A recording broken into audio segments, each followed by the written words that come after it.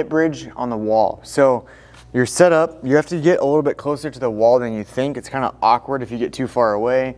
And then it's also awkward when you get super close because your knees are kind of pushed up into your chest.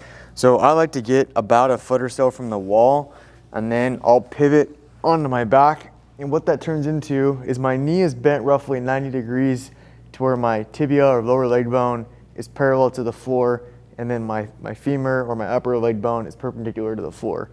I'm on a yoga mat, and that's gonna help me to not slide as I go up into this bridge position. So from here, I'm thinking about driving my feet through the wall and then kind of up the wall a little bit, and then I'll get my quads, so down and kind of out or up the wall.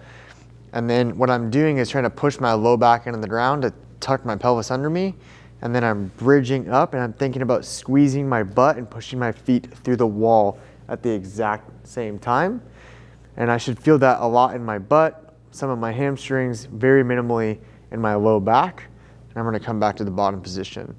So again, feet into the wall, up the wall, and then I'm gonna push my low back into the ground. That builds a lot of tension in my lower half. And I'm gonna kind of lead by rotating my hips under me or doing a posterior pelvic tilt, and then coming up into a bridge and squeezing my glutes as hard as possible. You can add a resistance band around the knees, so you're pushing out to get the lateral hip a little bit to get more of a feel for the glute, and then come up and do a bridge. And then we can talk through different mechanics. So if I lower my feet and I go through that same setup, it's gonna change the sensation slightly, versus if I elevate my feet, go through the exact same setup, it's gonna change the sensation slightly. So typically we'll start in that neutral position, and then we'll go through some bridge variations. I can put a band around my knee, and if I want to make it a little bit more difficult, I could put a weight on my hips to where I'm holding it and bridging up into the weight. And then I can scale it by going to a stagger stance, bridging out of that position with a stagger stance, and then eventually going to a single leg where I'm just kind of holding the leg off the wall.